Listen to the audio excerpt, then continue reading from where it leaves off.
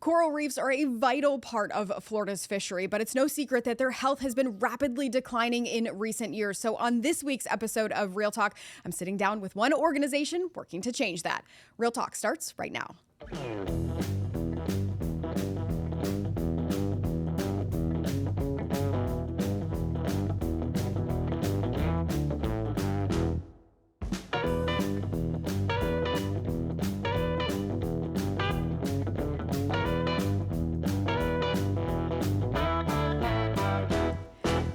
Welcome into this week's Real Talk. I'm your host, meteorologist Amanda Hawley from the WFLA News Channel 8 studios. We talk a lot about fishing here on Real Talk, but our fishery is highly dependent on the health of coral reefs. And again, it's no secret that their health has been declining over the past few years, but there are plenty of organizations working to change that. One organization working on some innovative solutions, Reef Renewal USA. And on this week's episode, I'm sitting down with one of their co-founders, Ken Nedimyer with Reef Renewal USA. Thank you so much for joining me this week, Ken. That's great to be with you. So let's get right into it. Tell me what Reef Renewal USA is. What is your organization doing to help our coral reefs? Well, our focus is restoring the reefs. I should say actually renewing the reefs, because I don't think we can restore them. You think of restoring something, it's like restoring a car and you try to bring it back to new or original, and we can't do that. I think in the beginning I thought we could, but no. So we're trying to renew it, to make it into something better. And we're trying to find the right corals for the right reefs and do it at a scale that's going to make a difference. So we're really focused on how do we get this done, but let's do it right. Let's not just throw corals out there from any old place. Let's get the right corals and do it really big too. So you talk about, it's not possible to restore them. Why is this so important that we focus on the renewal? Well, for our fisheries, for our grandchildren, for our mental state, I think it's important to try to keep these reefs alive in some form or fashion. Like you said, our fisheries are really dependent on healthy coral reefs. Whether you think so or not, if you're fishing on Tampa, you think, oh, well, that doesn't make any difference. Well, it does. And the whole ecosystem is at risk right now. So it's important to find solutions. It's important to address the problems, but then try to find solutions that are scalable that can try to bring these coral reefs back to life. And so that's kind of been my focus for quite a while, an obsession almost, I guess. But you've had some success with this so far. I mean, I know that I have seen our dying coral reefs just over the past 5 to 10 years. I come down to the Keys quite a bit, at least once a year, and it changes from year to year. But really, in the past several years, have seen quite a bit of that coral bleaching and those dying corals. You see the white corals, kind of scattered across the reefs. But we had one significant event a couple of years ago in 2023. But we were talking at one of your facilities, your newer facilities that we're going to talk about here in just a minute. We were talking a few months ago how you were able to save quite a bit of corals from the Keys during that really hot summer. Yeah, so actually, a lot of people are trying to rescue all their corals from the heat, and we brought some to shore, but we actually just left a lot in our nursery off in the Keys too, because I wanted to find out, are they going to live in these conditions? If they're not going to live in these conditions, then what good does it do to try to bring them to shore and save them? Because putting them back on the reef, eventually they're just going to die. So we wanted to see what would happen. We tried to preserve a subset of all of our corals, but in the future we're not going to try to say rescue them. We're trying to find the ones that can handle it. And if some of them are going to die from the heat, then maybe they're not the ones we should be working with. We want to find the winners, and so we're focused on that.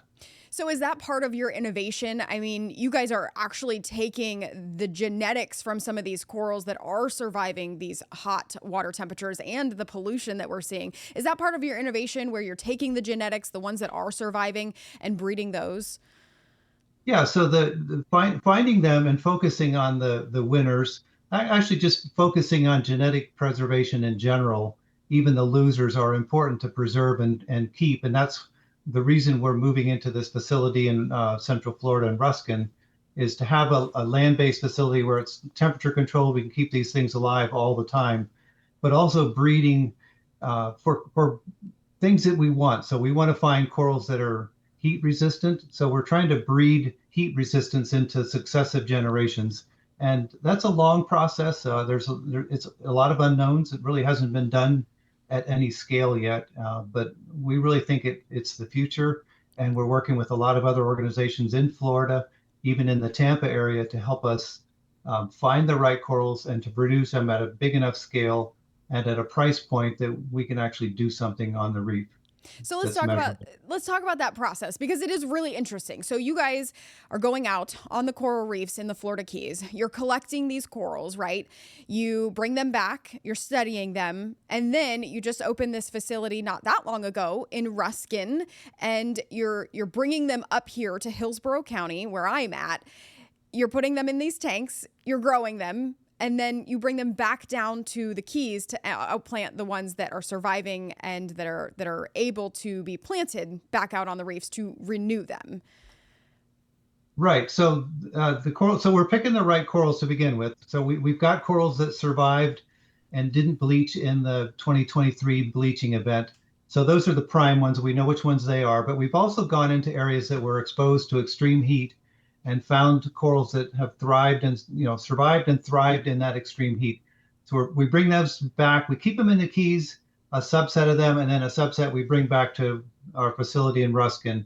Some of those corals will eventually be spawned, for sexual reproduction, and some of them are cut into little tiny pieces and grown out and then brought back to the Key. So the eventual process is to be bringing hundreds of thousands of corals a year grown in Central Florida and Ruskin back down to the Florida Keys and planted on the reef. And our target is basically a tennis ball sized coral. So that's 4 times bigger than everybody else has been trying to grow. It's a little more work, but the bigger corals just do so much better. So we're trying to do that at a scale that nobody's ever really attempted. Bigger corals, bigger volume, lower price, and doing it right. Yeah, let's talk about that number for just a second. You said 2 to 300,000 corals per year produced and grown in this Ruskin facility and then brought back down to the Keys. That is a huge number of corals. What is your plan to get there? It's a scary thought. Well, so we have this facility in Ruskin. It's big. There's a ton of space there. We're operating out of 2 greenhouses right now. Each greenhouse has 3 of these big tanks you can see in the background there, and they're 30,000-gallon tanks. And we're going to be operating 6 of those by the end of this year.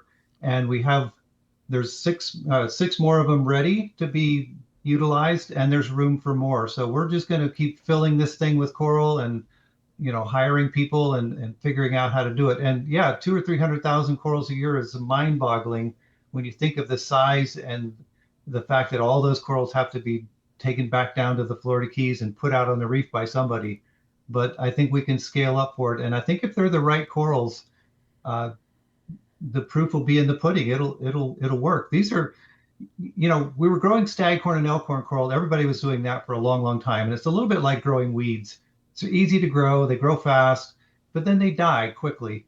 These corals are like growing oak trees. It takes longer, but they're going to be there for hundreds of years. And so investing the time to find the right ones and get them out there in a condition that they'll survive, I think it's going to be a game changer. And it's not going to be instant results. Everybody wants, instant results on everything. And this is not going to be an overnight, oh, wow, look at that. It's going to be 10 to 15 years in the making. But in 10 years, you're going to look back and say, wow, we should have done even more of that. And that's, look how great it looks now.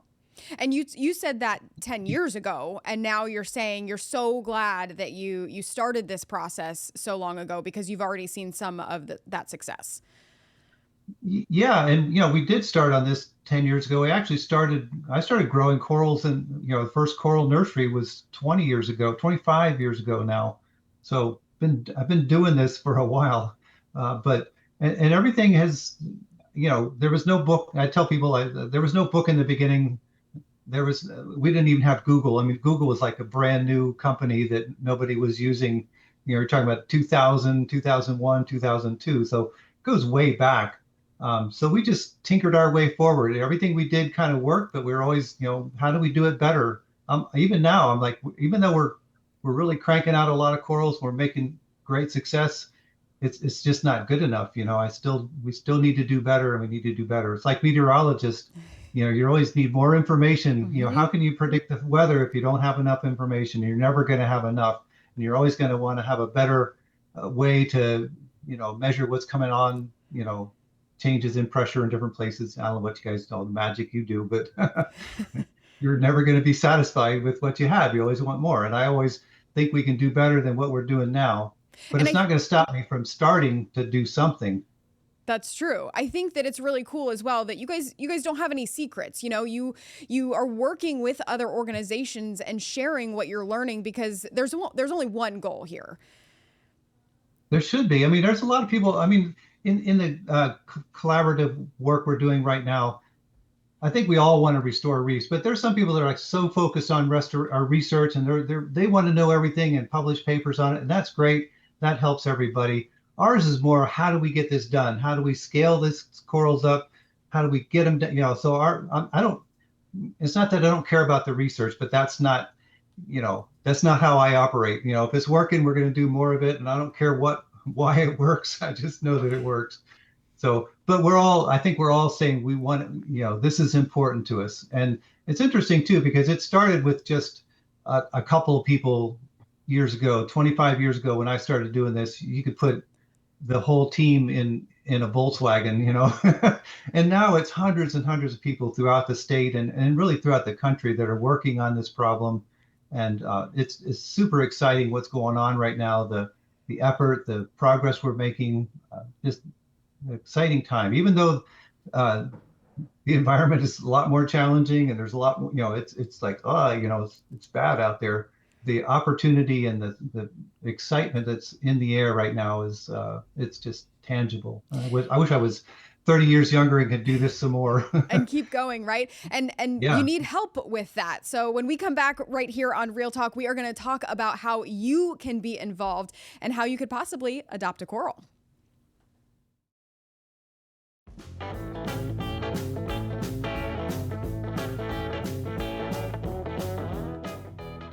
Welcome back to this week's episode of Real Talk. We are talking about corals this week, and I'm joined by the co-founder of Reef Renewal USA, who is working to renew our coral reefs, especially down in the Florida Keys. Ken, again, thanks for joining me so much this week. Yeah, it's good to be with you. It's been fun. Yeah, so let's talk about how you can be involved, how the public can get involved in this. First of all, you take volunteers quite frequently. Right. So if you're in the Florida Keys, I realize this is airing in Tampa, but it's on the web too, so it's anywhere. It is. In the Florida Keys, we engage a lot of we have a lot of local volunteers, of people that live here that they just want to, hey, I want to do something, and so we engage them on a regular basis. They come out and dive with us. They help us cut corals. They help us with our social media. There's a lot of different things that people are doing down here in the Florida Keys to help us. And then in the Tampa area, as we build this great big coral farm, we're going to need help. If we're doing 200,000 or 300,000 corals a year, we're going to need an army of volunteers. We can't raise enough money to pay, marine biologists and scientists to do all that work. So we want to engage the local community in helping us. Just like in that video, that's my grandson. He's going to be 10 this year, but he's been helping me cut corals, and his high school is not high school, but his classmates. We've gone into their classes and cut corals and mounted them and all that. So there's always room for people to help. And you talk about high school and college. I think this is a great opportunity for, that age of students to really be involved and get some of this experience. If someone like that wants to be involved, how can they reach out to you guys to possibly start volunteering? So probably the easiest way would be go to our website, Coral Restoration, or Reef, what am I saying? That's my old company, reefrenewalusa.org. And there's a place for volunteering. You can make a donation there too. You can adopt a coral. You can adopt a coral reef or a nursery, but you can also sign up to volunteer. And there's a form that it'll take you to that, you can get some information entered in there. And if you want to volunteer in Ruskin, there's a tab or a box you can check to say, I'm in the Ruskin area, I want to volunteer at the Ruskin facility, or if you want to volunteer in the Florida Keys. And are you a diver? Do you want to volunteer on land? All that kind of stuff. You can all that's on our website, Perfect. reefrenewalusa.org. We'll put that up on our website as well so people can find you a little bit easier. Now, I want to show some pictures of corals that I got on my social media page. We always show social media pictures here on Real Talk. We love to show and involve you as a viewer. So these were some awesome pictures that I got from Christopher, and he sent in quite a few pictures of those corals. I don't know, Ken, if you saw that first one, if you were able to see what... That was actually a basket starfish. Okay. And so he actually took a bunch of pictures and sent them in, and they were all beautiful. Certainly pretty to look at down there. And this is what we're trying to save. That's a base sponge there. And then the next one of your workers actually, and one of a good friend of mine, Joe Cool, he sent some pictures as well. Wow. These are corals that you can find in the Keys, the native corals that we're really trying to save. So certainly pretty pictures there. Thanks, Joe, for sending those. But this last one, Ken, want to get your opinion on it. Christopher also sent this one in, and I've seen it on a lot of the wrecks over on the East Coast. This is actually an invasive coral. Can you talk to me about this one a little bit? Yeah, so that's called orange cup coral, even though the picture doesn't show it being orange, but it's usually a bright orange with these bright yellow polyps that come out. And it's a real aggressive coral. If you dive in the Southern Caribbean, on any kind of a wreck or like docks and things like that, this coral is everywhere, and it's aggressive in that it outcompetes the other corals that live there. It sends these tentacles out and stings the corals next to it, and then they die, and it takes over more space, and it's super productive. It just spawns and crazy all over the place, and so we don't want these in the Florida Keys, although they are here. If you dive on any of the deep water wrecks in the Keys, and I think up the West Coast, this coral is very, very common. It's beautiful, but it doesn't belong here. So if you have corals in your aquarium, don't let them go. They don't belong in this ocean. Reef Renewal is working on saving the native corals of our Florida coral reefs. You can always send me your pictures of fishing and coral videos on WFLA.com/reported. That's going to do it for this week's episode of Real Talk. You can always watch all episodes on the WFLA streaming platforms or wherever you get your podcasts. Ken, I want to thank you so much for joining me for this week. That'll do it for us, and we'll see you next week.